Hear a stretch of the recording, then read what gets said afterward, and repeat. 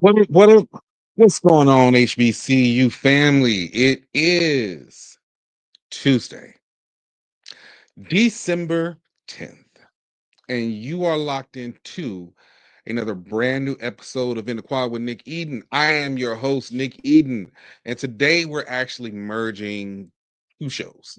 Right.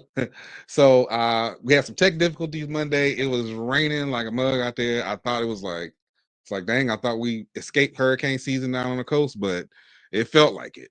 But so we had a lot of technical difficulties today. Couldn't go live yesterday, so we couldn't go live. Today is actually a mixture of the Monday and Tuesday show. You know, on Monday I do my HBCU Twitter weekly review, and on Tuesday we've got the Tuesday top 10. So we're actually going to do both of those today, along with my final thoughts, which is likely going to absolutely piss off SWAC and MEAC teams. Let me just go ahead and put that out there now, because at this point, I am sick of everybody. So just keep that in mind. My final thoughts, and my final thoughts are going to be a lot longer than they usually are.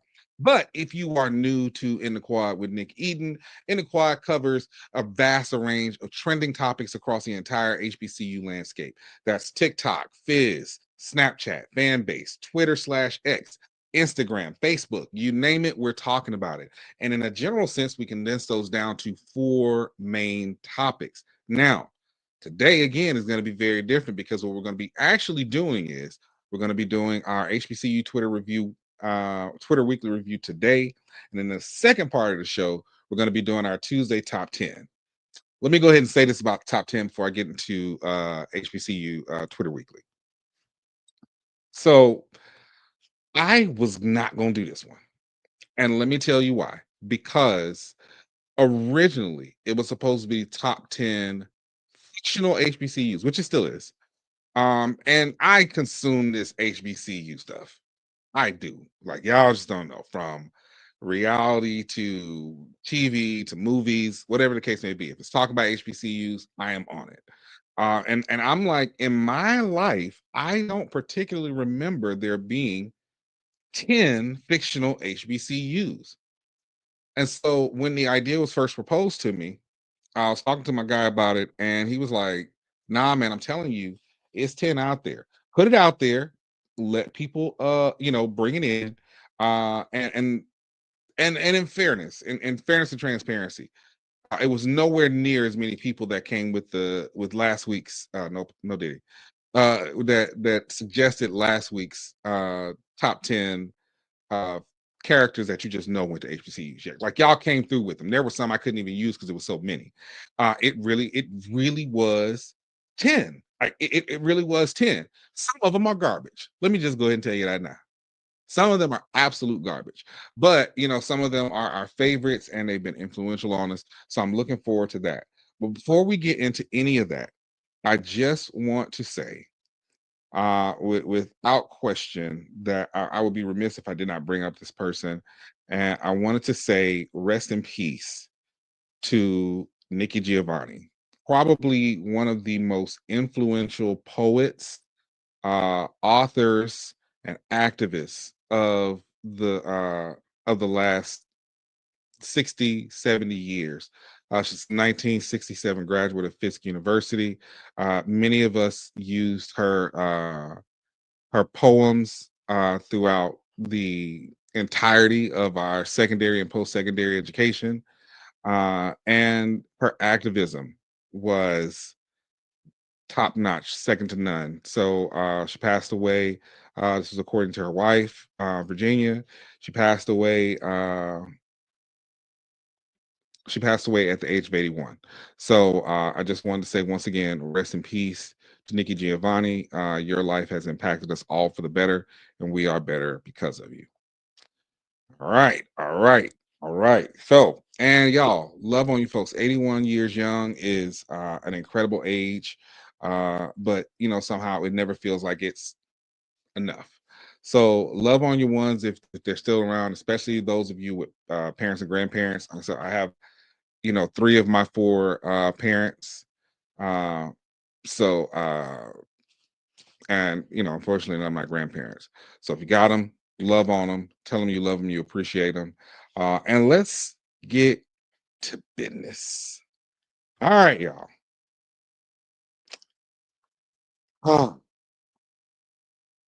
hold on 1 second. A little tech difficult.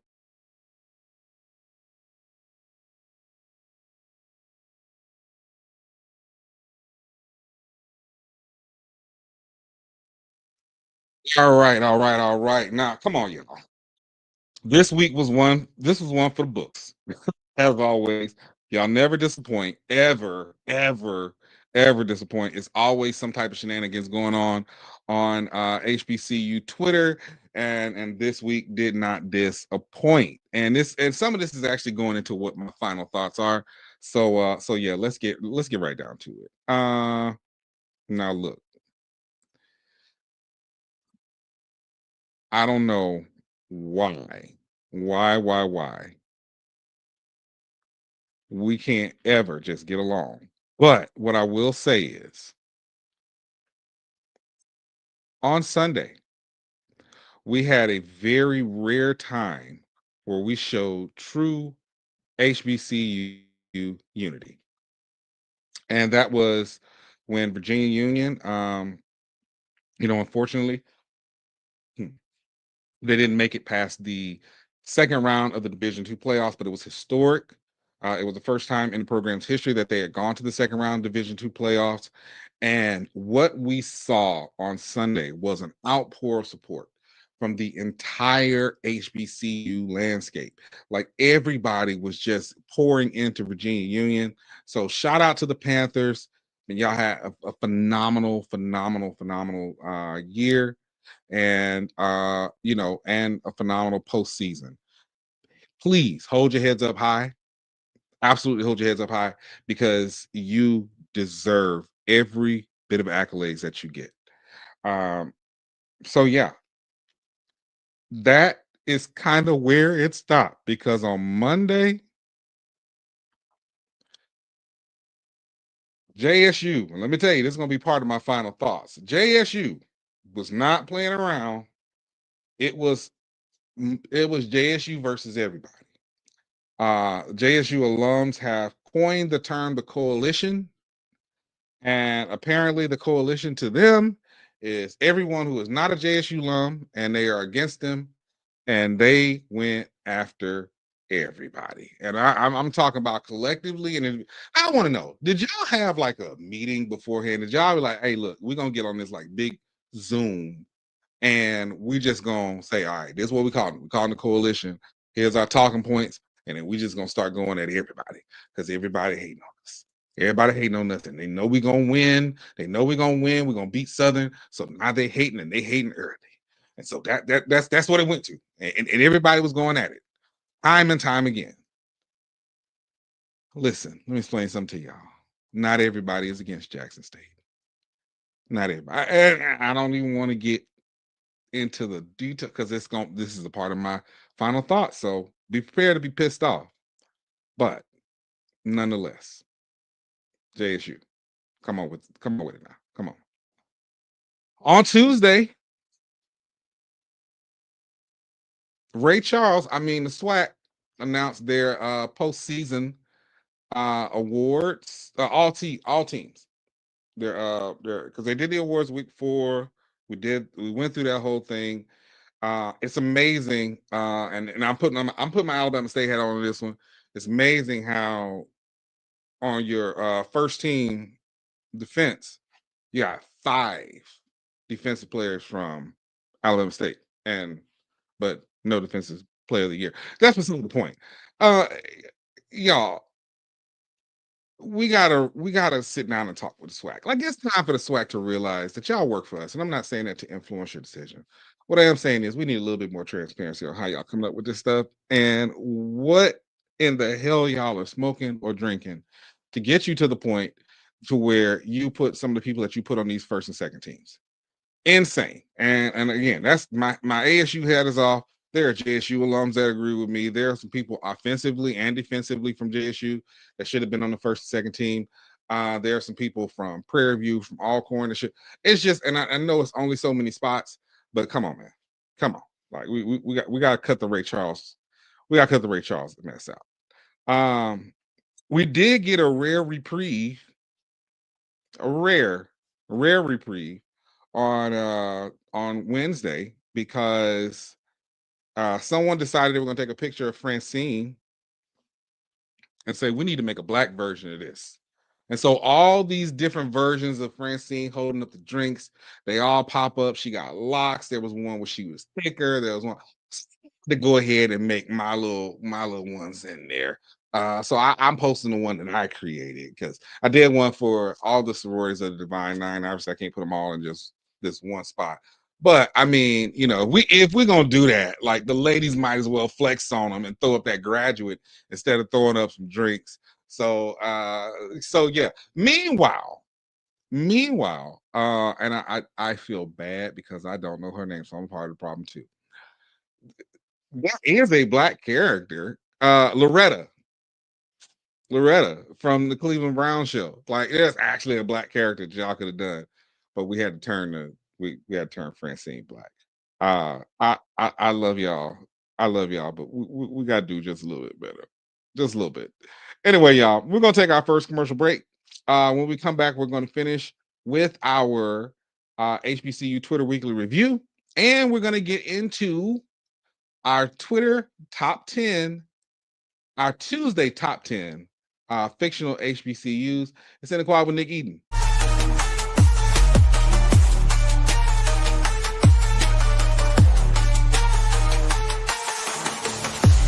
Happy birthday, Dad. Happy birthday. I got you something. We said no gift. We had to get you something. Thank you, honey. I got you this. Did you do this yourself? Yeah, I had a great teacher. Happy birthday. I love you. I love you too. Love you. Thank you. This is from me to you.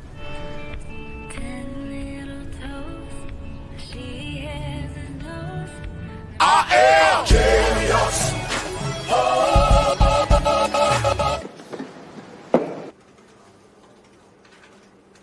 Wow. Hey, Jay, this project might need a bit of zhuzhing. Hollaback, Warren. Please let me know your thoughts. Best regards, Warren. I am genius.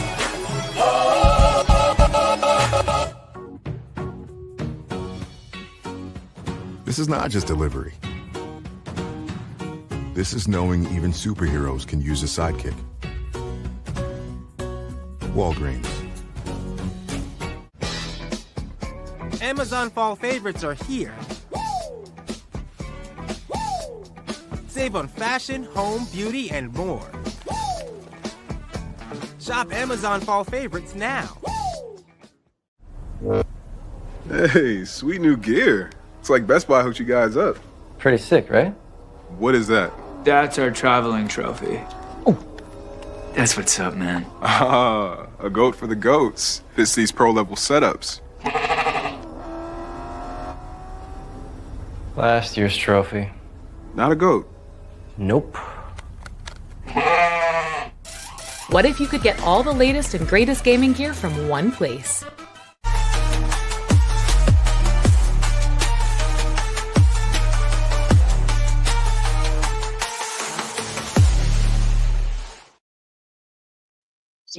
That's the hour. You are locked into another brand new episode of Quad with Nick Eden. I am your host, Nick Eden. And right now we are in the middle of our HBCU Twitter Weekly Review.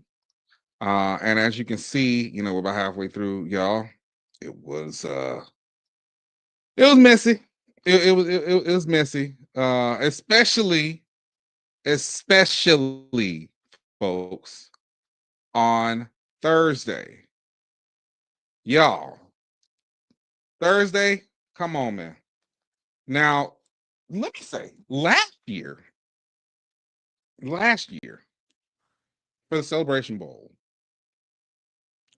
it was Howard versus FAMU, and it was nowhere near the level of vitriol that has seemingly already started this year. We've always enjoyed this friendly rivalry. It is a little different Now we now know that this is going to be the rematch between Jackson State versus South Carolina State. But here's the thing about it. Even before we knew that was going to be the case, Swag and MEAC started going at it on Twitter and going at it hard. And y'all got to stop listening to MEAC Mike. Y'all really got to stop. I mean, the reality is, one, we always cap this SWAC versus MEAC thing at the Celebration Bowl. Y'all never want to talk about the Heritage Bowl. MEAC folks, this part is on y'all. You never want to talk about the Heritage Bowl because y'all got dominated by the SWAC in the Heritage Bowl.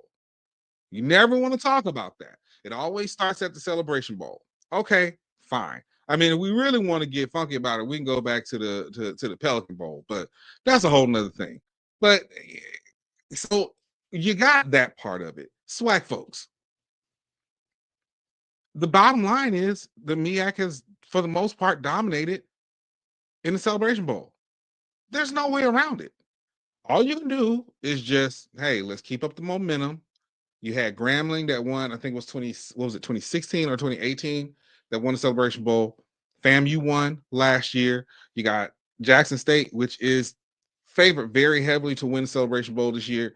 So, I mean, just concentrate on winning it going forward.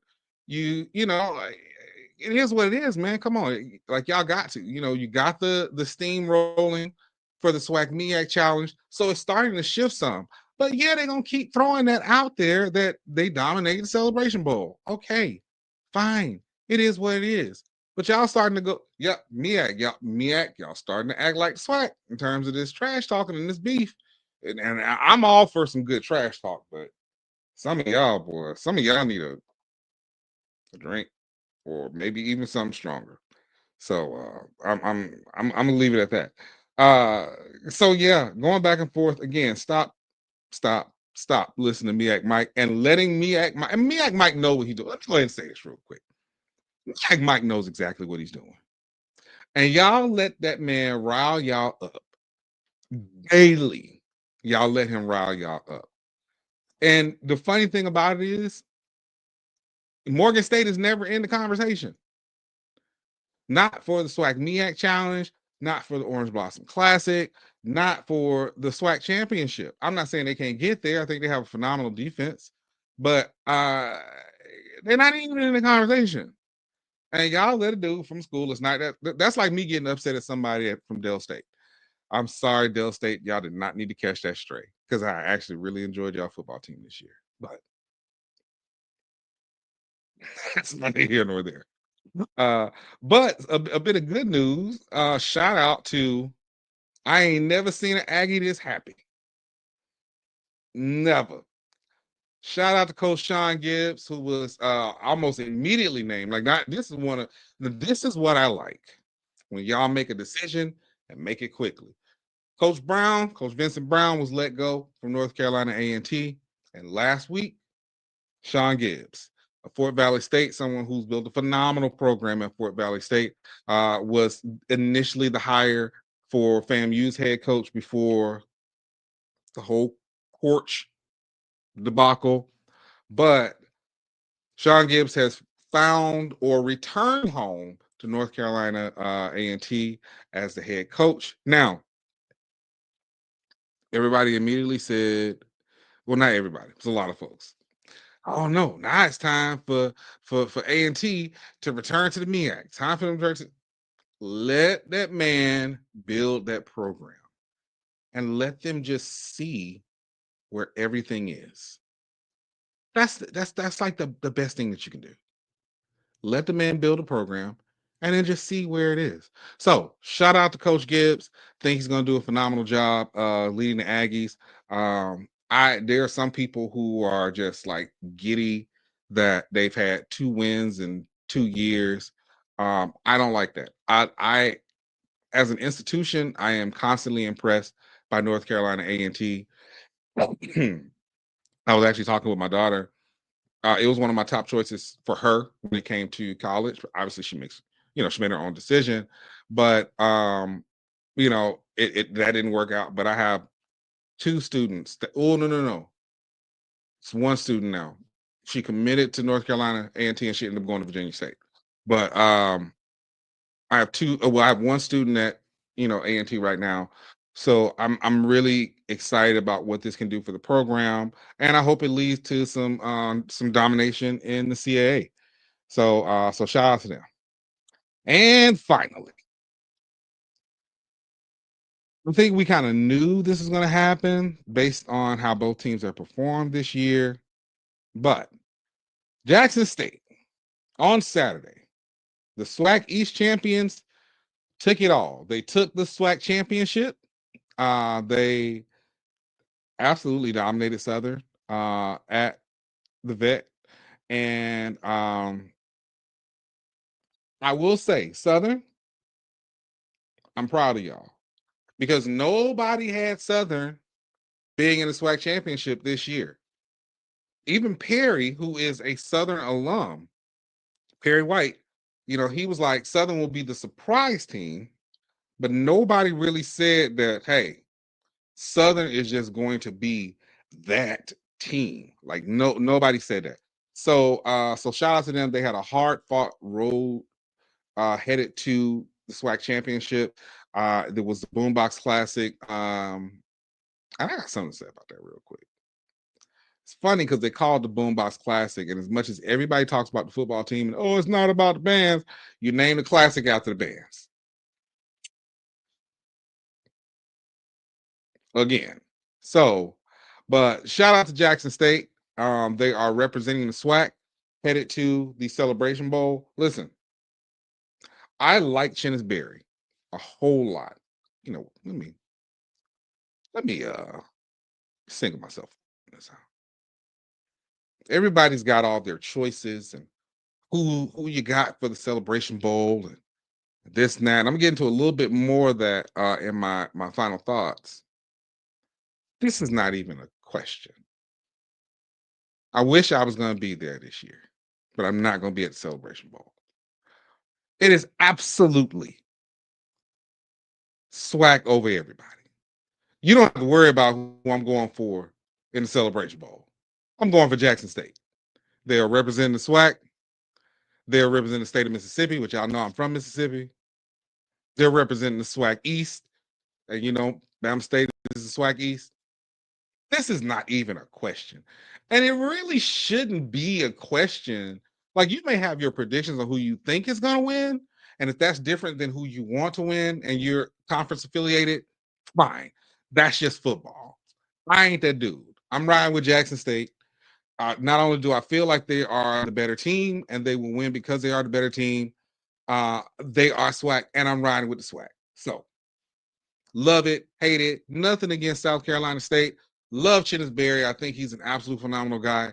Eric Phoenix just won HBCU Player of the Year. Shout out to that young man. I will see you in Texas in January when you get your championship belt and your crystal trophy for being Player of the Year. But quite frankly, that's going to be the only trophy that you get over the next 2 months because Saturday,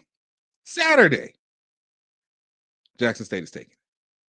We're going to take a commercial break, and then we will be right back with our Tuesday Top 10. It's in the quad with Nick Eden.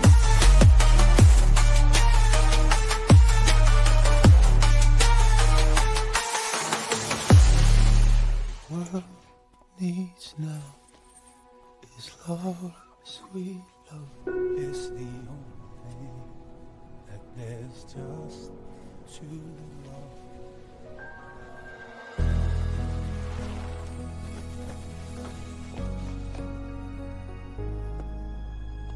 What the world needs now is love, sweet love.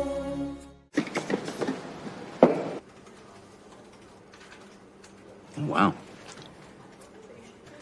Hey, Jay, this project might need a bit of zhuzhing. Hollaback. Warren. Please let me know your thoughts. Best regards, Warren. I am genius. From now on, it's all about us. Starting a family, Buying a car, our first home. They told you to open an account, then turned you away. They said, come back when you're ready. You said, we're ready now. I know we're going to make it. Hope makes it happen. Thousands of your neighbors, many who never had a bank account before, improved their lives with Hope Credit Union. You can too. Brighter futures begin with hope. Is that your new Nissan Rogue? Yeah, crazy story. So this morning, I'm at the Nissan Thrill of Summer sales event, taking a test drive. When Dave, the sales guy, is like, you're gonna love this. He shows me the best-in-class fuel economy and lets me know it's recommended by Consumer Reports. When Dave says, these cars are going fast, I knew I had to have that Rogue. Nissan offers 6 vehicles starting under $30,000, like Rogue, with 2.9% financing for 60 months.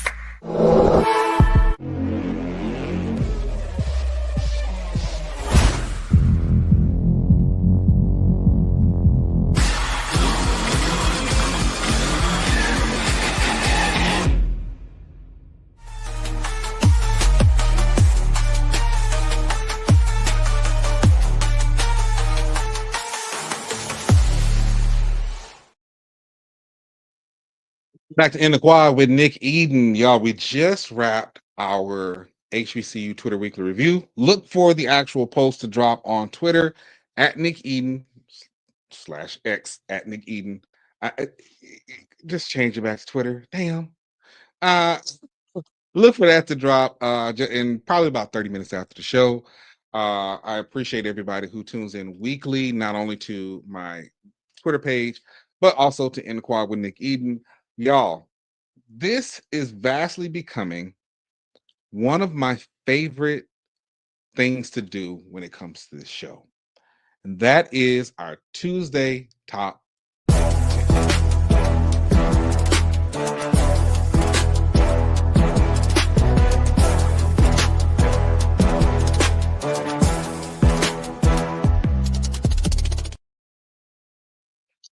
All right, y'all. Tuesday Top 10. Let's this week we are talking our top 10 fictional HBCUs. Again, I did not think that this was going to happen because in my mind it was like, I don't think there's enough HBCUs out there, fictional HBCUs out there to craft a top 10. And the difference is from last week, I didn't do them in order. This week, I'm definitely doing them in order because some of these do not deserve to be with some of the big dogs. So let's get the trash ones out of the way first. Like this, it shouldn't even been done. Now, the first one, I'm not trashing the movie. I'm just trashing HBCU. This recently appeared on Lifetime, Abducted at an HBCU. This starred one of my favorite actresses out there, Naturi Naughton. It was produced by Garcelle Beauvais, who, famously people know her as Fancy from the Jamie Foxx show. But here's the thing. So I don't even know what the name of the HBCU is. That's how trash it is. It was a fictional HBCU. They shot it on the campus of Morehouse College. It was so trash because in like half the movie,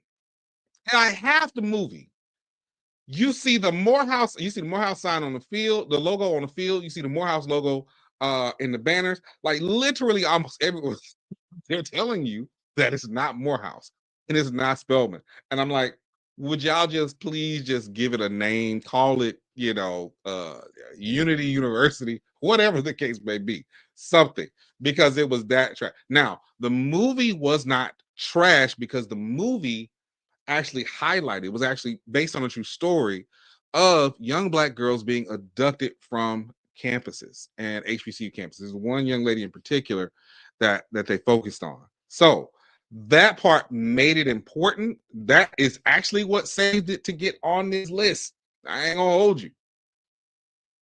And the fact that it was literally the 10th one and this just happened like last month. So yeah, that was, again, important movie, important message, but unnamed HBCU, it was trash. It was trash, and that's why it's got the number 10 spot. Number 9. Okay, now, y'all know I'm in a fraternity, not Divine Nine, still in a fraternity nonetheless.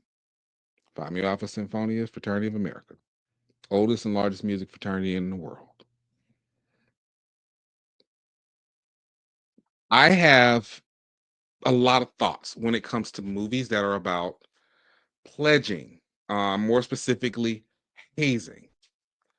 I had to go back and watch this movie a second time. One, because I needed to know the name of the university, because everybody kept mentioning the movie, but not the university. The movie Burning Sands on Netflix. The university was Frederick Douglass University. I say this again. I did not like the movie the first time I watched it. I do not like the movie now. I am not an advocate of hazing. Much like Divine Nine, Phi Mu Alpha is a non-hazing organization. So I am not pro-hazing. Let me just say this. Especially at my big age of 44. I will just say you learn and you live as you get older. That is not an admission of anything. But no, I'm not pouring liquor. It's something else. I realized how that sounded. I'm like, dang, it sounds like I poured up a shot. No, it's not the case. But I'm not an advocate of hazing. I thought the movie painted Black fraternities in a very negative light, even though there is some realism to them, and sometimes these things happen. It's not the vast majority. And being a person who's a part of a predominantly white, or at this point, that's actually not even predominantly white anymore, a multicultural fraternity. I know that traditionally it's been the white organizations that the hazing is much worse. But in either sense, the reason that it barely made it, and when I say barely made it barely made it above the unnamed HBCU and abducted at an HBCU is because it actually had a name. They called it Frederick Douglass University, which is funny because we never had a Frederick Douglass University. So I thought that's the only reason they got the 9 spot, not the 10 spot, because it was absolute trash. We got now let's get to our next one. And this one, boy, this is gonna get a lot of hate too. Southern State University. I told y'all, I was like, look, I almost didn't do this because I can only really find a legitimate 6 or 7. Somebody brought this up. Southern State University, which some of y'all may know and some of you may not know, Southern State replaced Morris Brown as the rival school in Drumline A New Beat. Now, we don't know anything about this university outside of the band. And the fact that they hired D. Ray Davis to be the band director lets me know that they make bad decisions. So that is why they took that's why they took this spot. Again, it was a placeholder. We all know that Morris Brown is not the Morris Brown that it used to be. Also, there's licensing rights that come with Morris Brown. So it was just easier for them to go ahead and create Southern. To me, Southern State University, it reminded me of what was it? Was it on? It was either on He Got Game or Blue Chips. Big State University. It was like somebody just come up with a random crazy name for a college.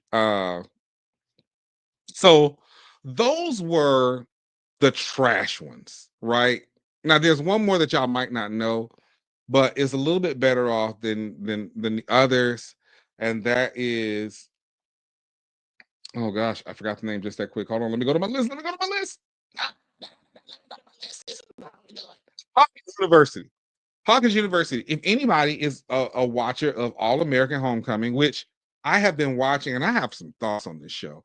I'd actually like to get some people from the show onto from the TV show onto this show to talk about it. But I was like really impressed with All American Homecoming. I'll talk about it a little bit more. But yeah, Hawkins University, which was the rival to the main university in All American Homecoming, and again, very similar to Southern State University. We don't know much about it outside of its baseball team and the issues surrounding the coach that was previously the coach at Brinkston on All American. So while we don't know much about them, they were featured more. The reason they got a higher spot than Southern State is because they were actually just featured more. But it's not really that much more to talk about Hawkins. So now let's get into my top 6. And y'all going look, okay. Y'all are going to agree with some of these. Y'all are not going to agree with some of these. The order, you'll agree with the ones that are on there, but you won't necessarily agree with the order. And I would love to hear how you feel about it. If you just simply head over to Twitter or /X or Instagram or fan base at Nick Eden, leave me a comment. Let me know what you think about the order of this top 6. Number 6. Damn you, Georgia A&M. Georgia A&M hit really hard with the show on BET, The Quad, not to be confused with In the Quad. And the reason it's not to be confused with In the Quad is that would be a violation of copyright. In the Quad with Nick Eden and The Quad, 2 different things. Anyway, so what I loved and what got them the number 6 spot was you got a chance to actually flesh out the school itself, right? The identity. The characters, of course, they had their identity, but the school itself, GAMU had, and shout out to BET, because what I thought what they did with this to promote this show was phenomenal. This is one of the things. They had a GAMU Twitter page. They had the hashtag going. They had them on Instagram. The Quad is actually one of my favorite shows of the last like 10 years or so, because it was just the marketing behind it. I just wish they got more of a chance. I really wish they would have gotten more of a chance, but Anika Noni Rose was phenomenal in it. But what set them in the spot that they're in is because they went really hard with making you feel like, hey, this is an actual school.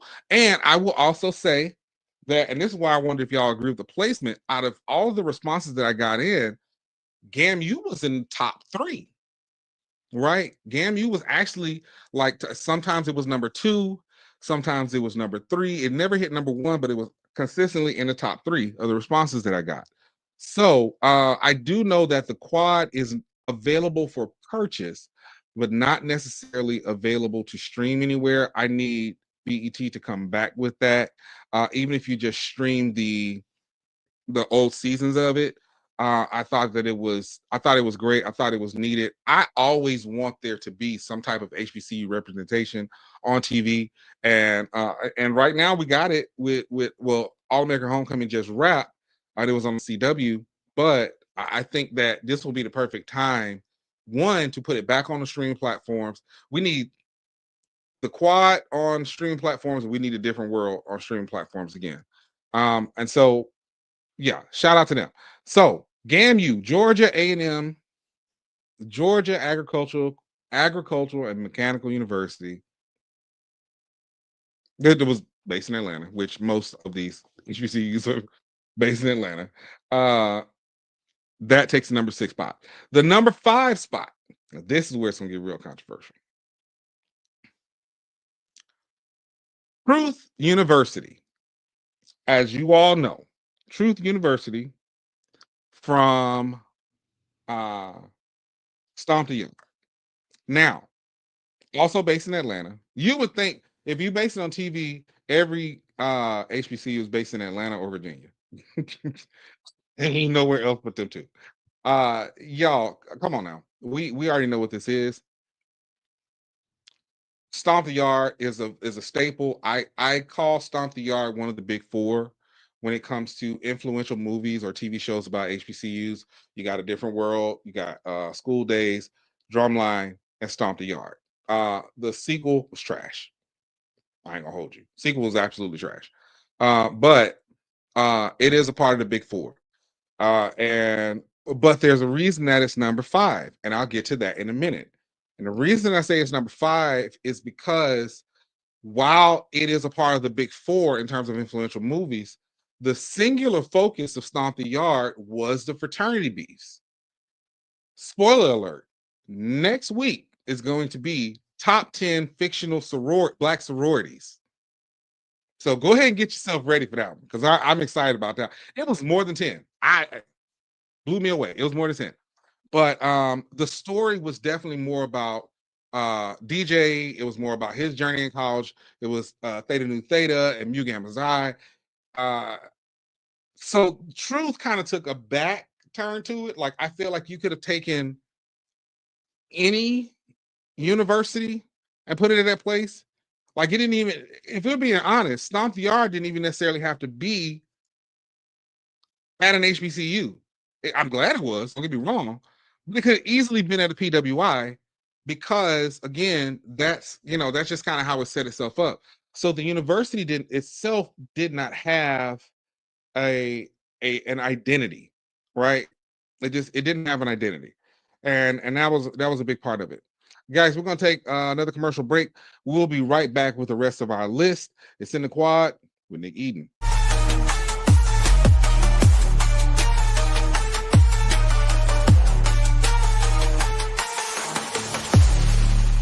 What needs now is love, sweet love. It's the only thing that there's just too love.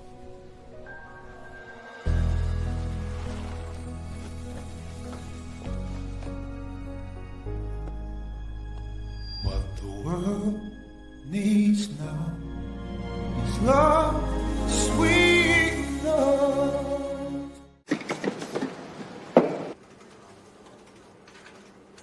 Wow. Hey, Jay, this project might need a bit of zhuzhing. Holla back, Warren. Please let me know your thoughts. Best regards, Warren. I am genius. From now on, it's all about us. Starting a family, buying a car, our first home. They told you to open an account, then turned you away. They said, come back when you're ready. You said, we're ready now. I know we're going to make it. Hope makes it happen. Thousands of your neighbors, many who never had a bank account before, improved their lives with Hope Credit Union. You can too. Brighter futures begin with hope. Is that your new Nissan Rogue? Yeah, crazy story. So this morning, I'm at the Nissan Thrill of Summer sales event, taking a test drive. When Dave, the sales guy, is like, you're gonna love this. He shows me the best-in-class fuel economy and lets me know it's recommended by Consumer Reports. When Dave says, these cars are going fast, I knew I had to have that Rogue. Nissan offers 6 vehicles starting under $30,000, like Rogue with 2.9% financing for 60 months.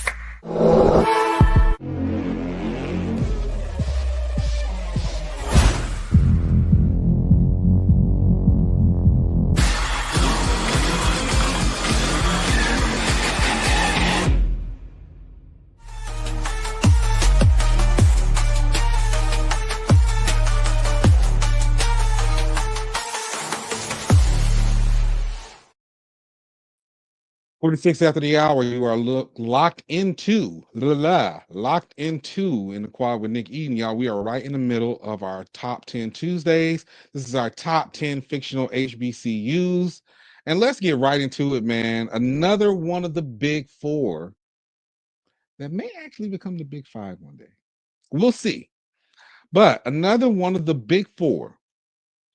Absolutely. Atlanta A&T. Let me explain something to you.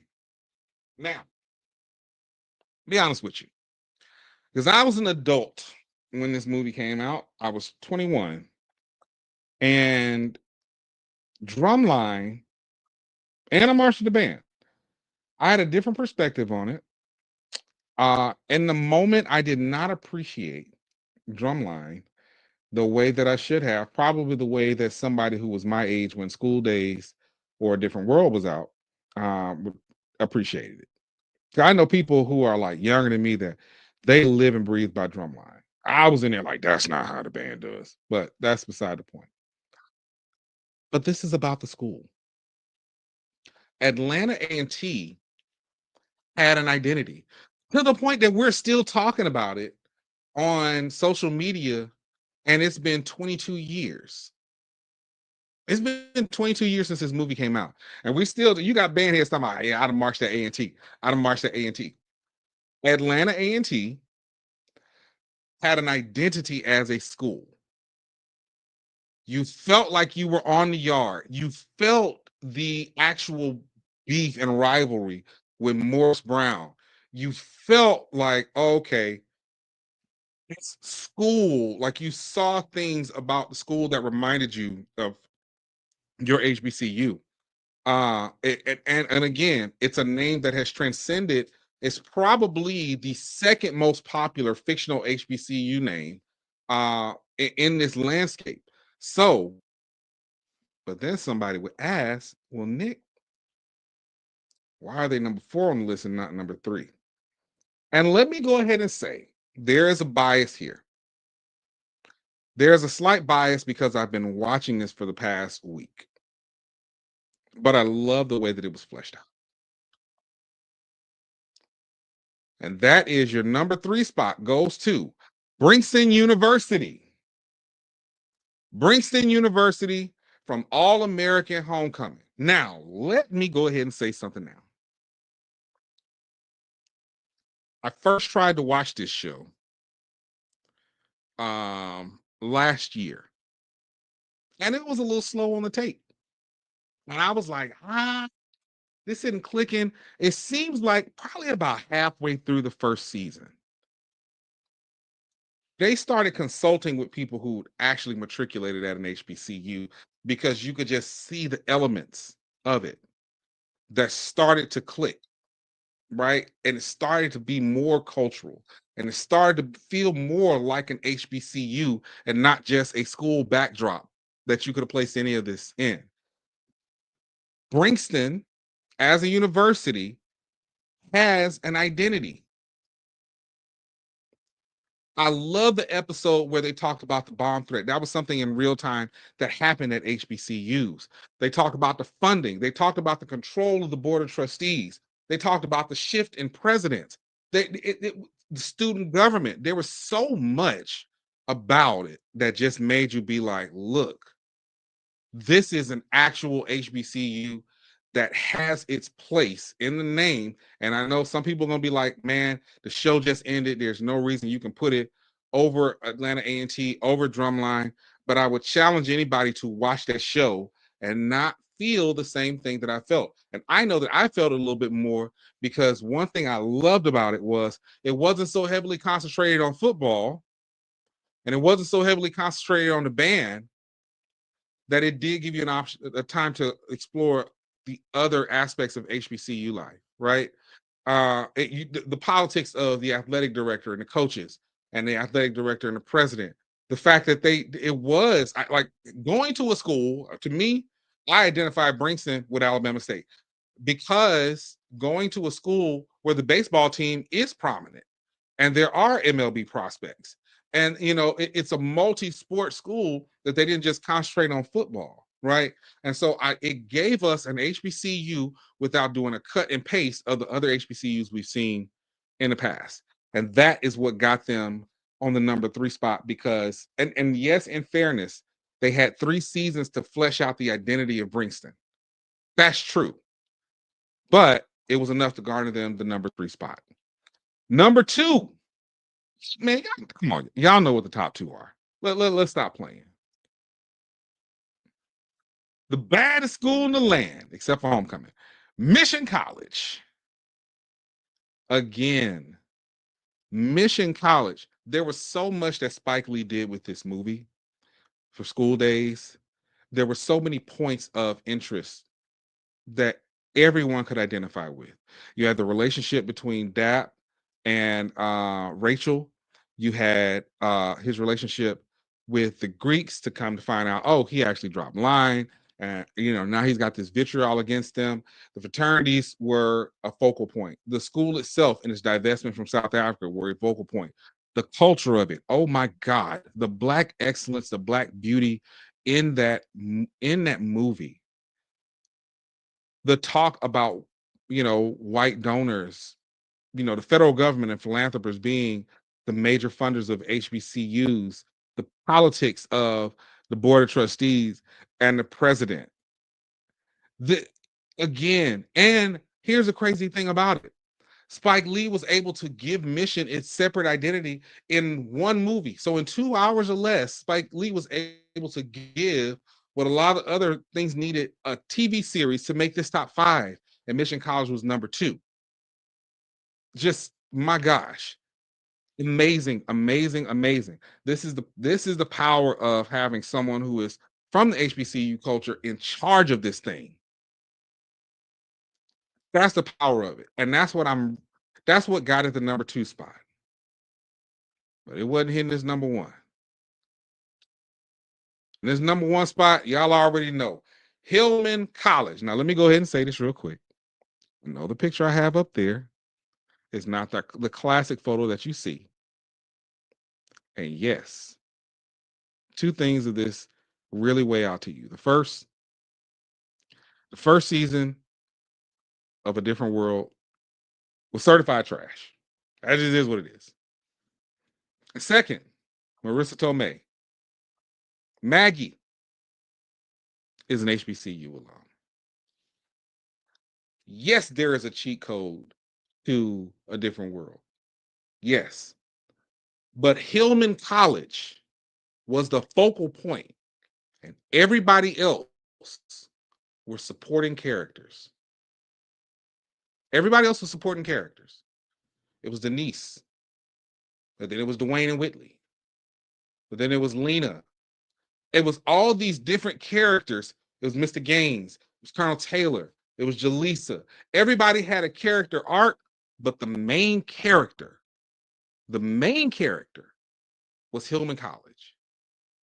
Talked about issues of campus safety, dorm rules, the matriculation of students, the hangout spot on the yard, the fraternities and sororities, the dorm step shows. When this show was in syndication, and I was at Alabama State, literally, I had TV One, and it would come on a lot. It was in syndication on 2 different networks. But I remember specifically being on TV One. I would literally watch this show every day, and it's like the things that I was going through on campus at the time almost reflected themselves exclusively on A Different World in real time. My daughter, who was born, 16, 17 years after the show? No, 12 years. That show stopped in 93. She was born in 2005. She can relate to the show. Her friends can relate to the show. They talk about it. Generations today, this is the reason they're still going around and they're still touring. It's why they're talking about doing a reboot. This is why one of my most viral videos of 2023 was the video that I made about, a conceptual reboot of A Different World. It's the reason I'm planning to do on this network the ADW Rewind, where I go through and we're going to start from season 1 and go all the way through and review every single show. Coming soon to Urban Edge Network. Anyway, make sure y'all got the app, by the way. I'll talk to you about that in a second. But again, it had its own identity. We still wear the merch. We all got Hillman College stuff. We still got it, right? So that's why A Different World, Hillman College takes the number 1 spot. I want to thank everybody who participated. This was absolutely phenomenal. We're going to take our last commercial break. I'll be right back with my final thoughts.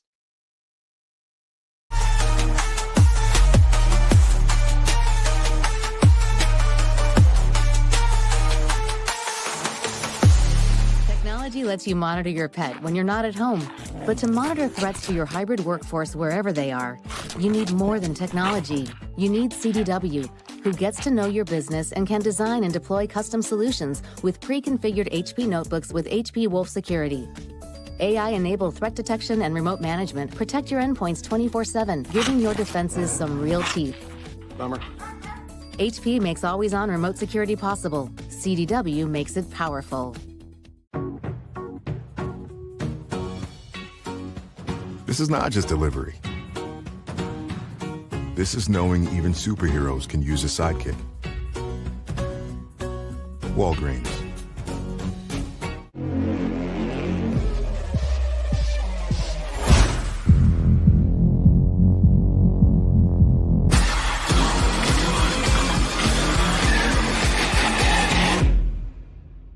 Is that your new Nissan Rogue? Yeah, crazy story. So this morning, I'm at the Nissan Thrill of Summer sales event, taking a test drive.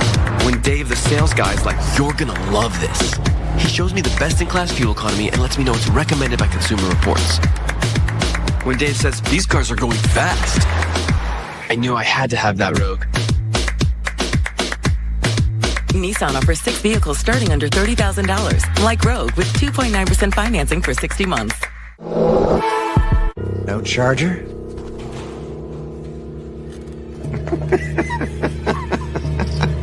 It's a Mac. The battery lasts all day. See you next week.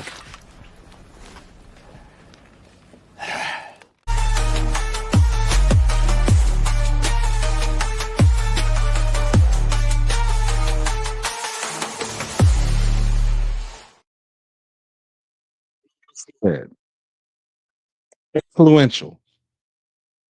ADW Rewind coming very soon. Y'all, final thoughts, and I'm going to go over the hour. Let me be very clear. Let me start with the MEAC.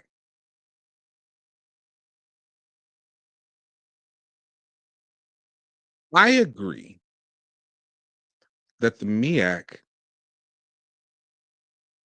should not be focused on having their own championship. I agree that the MEAC should not be trying to keep up with the SWAC and have the same amount of schools as the SWAC. I agree. The MEAC needs to concentrate on being the MEAC. And for the most part, the institutions and the teams are doing what they need to do to be focused on MEAC. But the MEAC has problems as a conference. And the people are going to have to atone with that when the criticism comes down from the conference, it's not on the individual schools, it's the structure of the conference. That's a valid criticism. From the teams in the MEAC, do they play more physical football? Sure. Can it be argued that they have better coaching overall? Sure. I'll go with that. Do they have the pomp and circumstance that the SWAC has? No. I've done this before. I would liken it to, for my wrestling fans, you'll understand this. 2012, 2013 pro wrestling, where TNA, Impact, and Ring of Honor, bell to bell, had the better action. They did. Better stars, better action. Better stars, better action. Sure. For the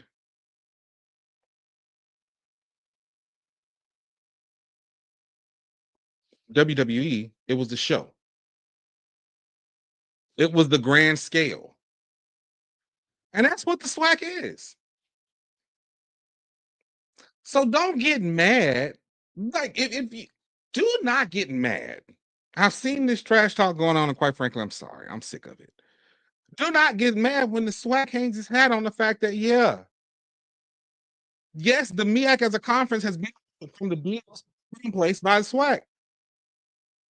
Because the show and the pomp and circumstance has been there, and people are actually clamoring to see it. Now, yes, the MEAC has collectively more major TV markets. That is true. But the testament to the SWAC being able to pull off the deals that it's able to pull off,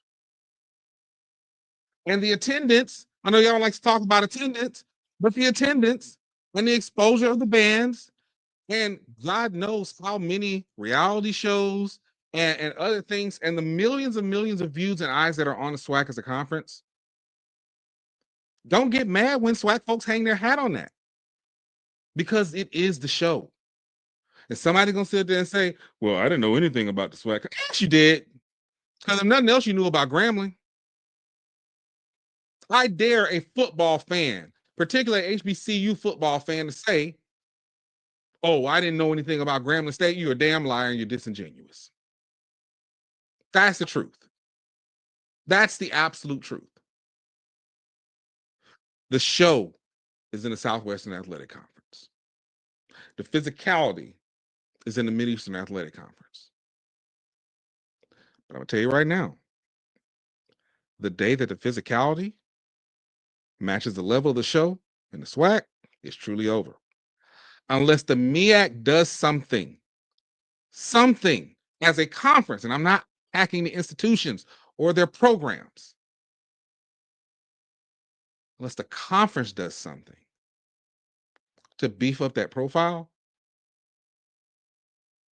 When SWAC football matches, and football in particular, matches the show and the pomp and circumstance of the SWAC, it's going to take off. Don't be mad at that. Hold your conference to the same accord that we hold our conference to, or that we're at least attempting to. That's why I appreciate when Josh on HBCU Nightly talks about things like Tennessee State coming to the MEAC, or the things that can make the MEAC better as a conference. Because again, we ain't talking about NCCU, we ain't talking about Howard, we ain't talking about South Carolina State, we ain't talking about Norfolk. We're talking about the conference and what the conference does. There's a reason that people left in droves. That's just the truth. Y'all don't have to like it. It's the truth. Not a SWAC. Let me go ahead and say this. There are two teams in the SWAC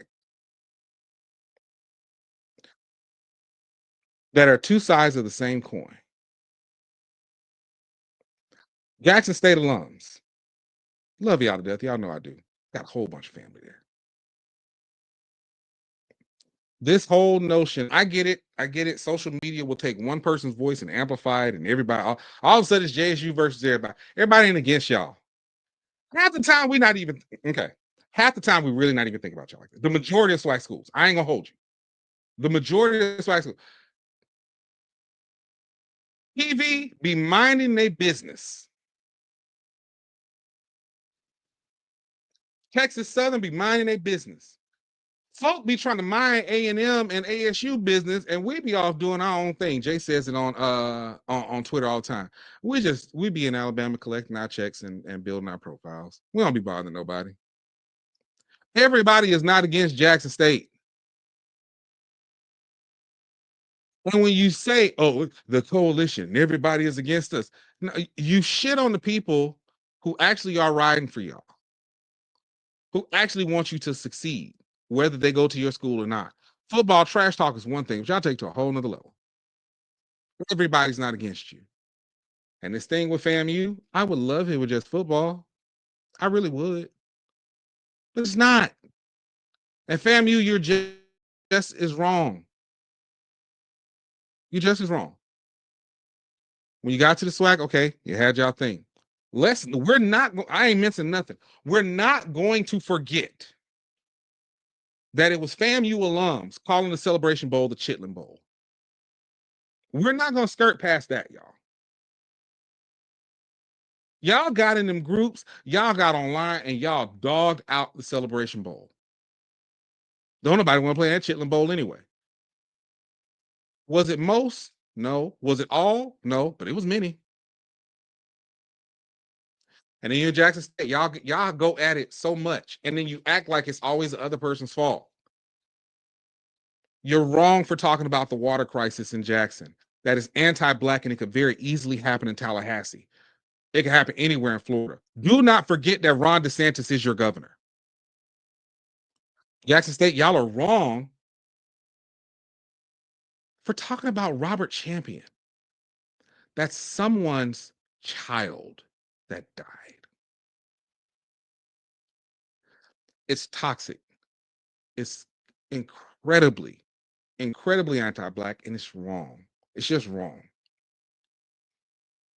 Fam, you talking about, oh, yeah, they said they're going to root for South Carolina State. The same way Jackson State alums said that they were going to root for Howard last year. Or did y'all forget the Mecca and the Mecca? See, I got the receipts. All you have to do is go down my timeline. I got the receipts of all of this. Y'all do the same thing. There's not too much difference between Jackson State and FAMU. You have two incredibly passionate fan bases, which, if you go back to what I talked about when I was on HBCU game day, I said I wish everybody had the school pride that Jackson State and FAMU have. BJ Jones talked about this on Sunday's HBCU Nightly. Don't forget, fan is just short for fanatic, and that comes with the good and the bad. But y'all are really doing the same thing. You really are. And FAMU, y'all started it. See, when it was Jackson State in the Celebration Bowl, in this whole I'm rooting for the other team, when it was Jackson State in the Celebration Bowl, y'all rooted for Central, y'all rooted for SCSU. I was there. I watched you sit on the other side intentionally. Y'all are two sides of the same coin. Y'all are two sides of the same coin, and it's gotten to the point that it's so toxic, and groups. Willie Simmons told y'all 2 years ago, you get out of Ritz. It's toxic. And the reason that I bring this up in my final thoughts, the reason I'm talking about it with the passion that I'm talking about it, is because when I'm out here and I'm talking to these recruits, they see y'all grown asses acting like petulant children online. I got a parent right now who's actually a Jackson State alum. I have a meeting with them Thursday evening because her daughter is getting ready to leave JUCO and she's looking at other university options. And you want to know what's not on the list? JSU. She will be third generation Jackson State. But she's an athletic trainer, so she's around, she sees it, and she's like, I don't want to be a part of this. She asked me about Alabama State, and she asked me about Clark Atlanta. And I've got some other options that I'm going to sit down and talk to her about. But you know who was not? And half of her life was spent growing up in Jackson. And she's not the only one. I get recruits all the time. Man, I see all that. Or the parents. Man, they be acting this kind of way. And before anybody says, yeah, with the PWIs are worse, I've told y'all time and time again, at this point, I'm saying it at least 2 or 3 times weekly on this show. We get looked at differently. We get judged a lot more harshly than our PWI counterparts. It's time for the alums of these schools to grow up. You can talk trash about football all day, basketball all day, tennis all day, baseball, softball. Let's go back and forth. Okay, fine. But for y'all to attack the institutions the way that you do, and for y'all to attack the institutions the way that you do, it's immature. And it needs to stop. Or we're going to lose another generation of students. That's all I got today, y'all. Make sure you are following me at Twitter, at Nick Eden on Twitter, at Nick Eden on Instagram, at Nick Eden on Fanbase. For those who did not see the announcement, the HBCU Plus app, if you notice why you can't see it on the app has been discontinued because we have moved everything and consolidated everything under the Urban Edge Network app. So please download the UEN app for free. Don't forget UEN is also on DirecTV, channel 4161. You can see Nick Eden not only on the HBCU Plus channel on the UEN app. Your boy got his own channel, y'all. That's right. There is an In the Quad channel on the UEN app that you can catch it. We're going to start streaming the old shows on it. So sooner or later, once I build up enough of this content, In the Quad is going to have a 24-hour streaming channel on the UEN app, and you can see it all for free. You get to see other great things. Grambling State's channel is on there. You can see the HBCU AC. You can see the NBA G League, Texas Legend games. You can see the AF7, 305 network. There's a ton. There's a ton there. There's a ton. You click on the app, and I'm just gonna be honest. Structurally, the UEN app is better than the HBCU Plus app because it's just like you're going through. You got a channel guide, so you can go down and you can click. You can see what's on right now, and you can play it. It's amazing. It's amazing. I am so happy to be a part of this. Again, don't forget, you've got another slew of shows that are going to be coming down the pipeline. Shout out to HBCU Pulse. I'm looking forward to seeing Randall's show come through. Hey, we're getting this together. We're going to talk about this ADW Rewind show. We're going to be talking a different world. And I got some other stuff that's going to be coming down in the pipeline that's in development that hopefully will start in production in around February or March to debut in the fall of next year. I appreciate each and every one of y'all because if it were not for you, none of this would be happening. Thank you, thank you, thank you. I genuinely appreciate you. And I will see you same time tomorrow